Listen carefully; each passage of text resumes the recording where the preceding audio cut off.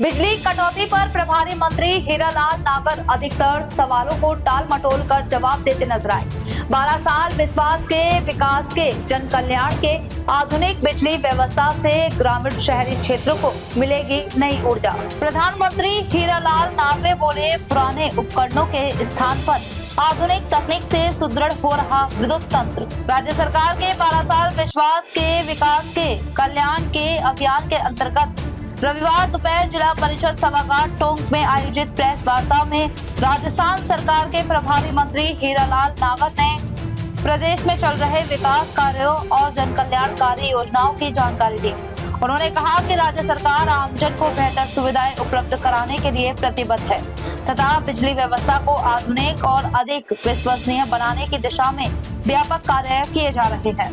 प्रभारी मंत्री ने कहा कि पूर्व में स्थापित कई पुराने विद्युत उपकरण अब वर्तमान आवश्यकताओं के अनुरूप प्रभावी नहीं रह गए हैं।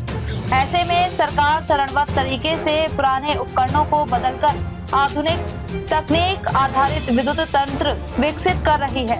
इससे बिजली आपूर्ति की गुणवत्ता में सुधार होगा तथा बार बार आने वाली तकनीकी बाधाओं और विद्युत व्यवधानों में कमी आएगी।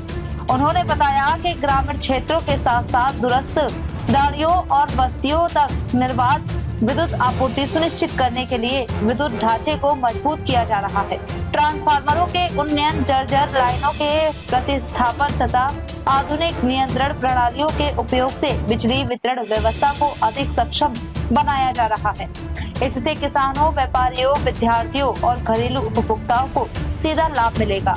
प्रभारी मंत्री ने कहा कि हमारा उद्देश्य केवल बिजली उपलब्ध कराना नहीं बल्कि गुणवत्तापूर्ण और निरंतर बिजली आपूर्ति सुनिश्चित करना है। आधुनिक उपकरणों के उपयोग से फॉल्ट की पहचान और समाधान की प्रक्रिया भी तेज होगी, जिससे उपभोक्ताओं को बेहतर सेवाएं मिल सकेंगी। प्रेस वार्ता में उन्होंने कहा कि राज्य सरकार विकास और जन कल्याण को सर्वोच्च प्राथमिकता देते हुए प्रत्येक क्षेत्र में आधारभूत सुविधाओं को मजबूत कर रही है।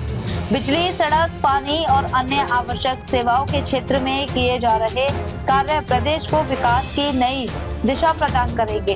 उन्होंने विश्वास व्यक्त किया कि आधुनिक विद्युत व्यवस्था के माध्यम से ग्रामीण और शहरी दोनों क्षेत्रों में आमजन को बेहतर सुविधाओं का लाभ मिलेगा तथा प्रदेश की विकास यात्रा और अधिक गति पकड़ेगी। और चालू कर दिए और 150 पर काम चल रहा है। तो उसमें टोंक जिले में भी बन रहे हैं। आपके 220 यहाँ आ रहा है मालपुरा में,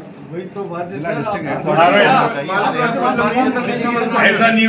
बात सुनिए, आप बिजली का तंत्र जो है वो जहाँ सेंट्रलाइज होता है मालपुरा में आएगा, वहां से टोंक को भी बिजली जाएगी। ये जरूरी नहीं होता। एक पहले एक बीच का एरिया देखना होता है जहाँ से सारे हमारे 132 कवर हो जाए। बनता है वो केवल उसका ट्रांसमिशन का जून में शायद हो जाना चाहिए था, लेकिन कब तक तैयार हो जाएगा? कब तक बनकर तैयार होगा? उसका काम चालू है। जैसे भी धीरे धीरे हम लगातार प्रयास रहते हैं, मॉनिटरिंग कर रहे हैं लगातार और निरंतर बेहतर करने का काम कर रहे हैं। अभी जितने GSS इस टोंक जिले में 132